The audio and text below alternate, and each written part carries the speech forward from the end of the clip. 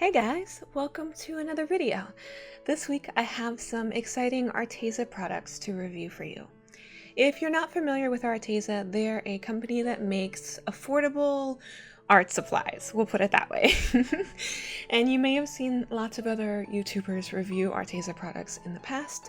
They have made some really interesting things like this watercolor paper and brush markers and fine liners and things like that. But they recently came out with this whole new batch of products, primarily paints in tubes. So Arteza has sent me all of these products to review for you, and I was so excited when I received these watercolor tubes. They also recently got tubes for gouache paints and acrylic paints, and this set of watercolors I was of course super pumped to try out. I believe these watercolors are actually only like $10 on Arteza's website, and for that price it's actually really exciting to see information like light fastness ratings, pigments used, and the general opacity/transparency of the paints listed right on the tubes. You don't usually get that with budget or student grade products, so I was really happy to open up the package and see those things. I was overall really happy with the selection of colors, with one exception, but there are colors like burnt umber and cerulean blue that are some of my favorites, so I was happy to see them. With these water brushes, they come in a pack of 6, this one here. There are 3 round brushes in different sizes and 3 flat or square brushes in different sizes. Now, I'm not going to be talking about these brushes a ton during this video, but one thing I do want to emphasize is that I love them. These are my absolute favorite water brushes. They have a little button to push to make the water come out, and the bristles are full, and I didn't really have to trim any excess hairs off. They hold a ton of water, which is my favorite thing, and they don't leak. So overall, I know I'm not going to be showing these a ton for the rest of this video, but I love these water brushes. To be honest, if there was one thing you were going to buy from the things I'm going to review, I would recommend these brushes. Which is ironic because I'm not really going to use them for the rest of the video, but they're awesome, you guys. They're great.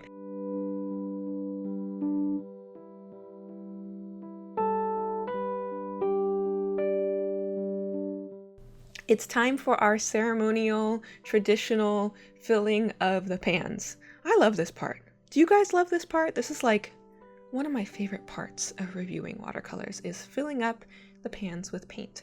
So, the only one I was like kind of bummed about when it came to filling up these pans was the lemon yellow, which you can tell like right away.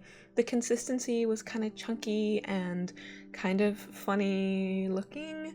I shouldn't say I was surprised/bummed. I kind of was, but then I kept remembering that this set of watercolors, they're 12 colors and in 12 milliliter tubes, is $10 US, which is really cheap, especially for tube paints because you could fill up these pans multiple times. So I was actually expecting more of the colors to come out of the tube like this, and the fact that there was only one of them that was chunky like this, to be honest, I was pleasantly surprised. So the colors, I'm going to go ahead and mention them for you now. We've got titanium white, lemon yellow, scarlet red, crimson red, ultramarine blue, cerulean blue, yellow ochre, sap green, light green, burnt sienna, burnt umber, and noir, which is, I'm assuming, just a fancy word for black, but I really like it. Noir just sounds nice to me. I don't know why. They could have just called it black, but I'm actually kind of glad that they didn't. So here's a closer look at that slightly chunky yellow, and all of these colors I did like tap on my table to kind of settle the paint, and they all settled pretty nicely. They didn't stay in like a little circle clump like that. So after this, I of course proceeded to swatch the colors, and you'll see me holding the pans, and for the very first one you'll notice I used the water brush to start the swatching because I was like, they sent me these things, so I'm going to use them for this. And I do really enjoy using water brushes, but not really when I'm painting with watercolors, which seems ironic. I like to use them especially when I'm painting with brush markers or water-soluble brush pens, because then I don't have to use a brush and water. It's so much easier for me to have the brush and a water brush in my hand when I'm using the markers. So I prefer to use them with markers, and because I'm not using markers for this video, I didn't really use the water brushes a lot. But again, I really like them. So my only criticisms of the tubes themselves is that, as you can see, there were a few colors where the color shown on the tube didn't really match the color that was swatched, specifically with burnt umber, crimson red, and scarlet red. The colors were what I expected them to be when I swatched them, but they didn't match what was on the tube. So here I put my paints in, ironically, my Schminke tin, just because the tin I got had 24 spaces and only came with 12 paints, so there was just enough room for me to put these side by side, and the colors were pretty similar. So you can kind of see a difference between how professional paints dry versus these paints, and of course they crack and they crumble a bit more just because they're not as moist, and the finer quality just isn't there as much in the paints themselves. So, okay, time to start a painting. Yesterday, I just really wanted to paint Mr. Darcy from Pride and Prejudice. I love the book. I love pretty much all of the movie adaptations that have existed ever. He's one of my favorite fictional characters of all time, and I was kind of shocked when I realized that I hadn't painted him ever and haven't drawn him in a very long time. So I thought he would be a great subject for this review video. I've been painting a lot of portraits lately, actually, so I had a really good kind of gauge for comparing these paints to more professional brands. I've been using a lot of other paints lately, like Schminke and Daniel Smith and things like that, so I was like, okay, I've been doing this stuff, and my Sennelier paints, of course, so I was kind of ready to compare these to, like, artist quality paints. And it's hard to know, like, can you call these artist quality paints if they're only $10? I guess the price shouldn't be the judge. It should be the paints themselves. So, okay, paints. Painting, doing a thing. I really loved this painting, by the way.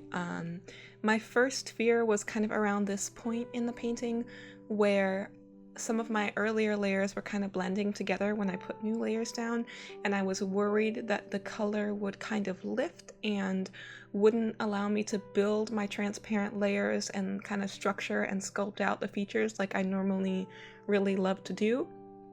But as I went on and as I continued the painting, that kind of occurred less and less, and I had more and more of an enjoyable experience actually working with these. And you can see that I was able to layer pretty transparent layers and blend them out fairly nicely with these paints without worrying too much about lifting previous layers. They tended to dry pretty permanently in the colors that you would kind of expect to be more staining.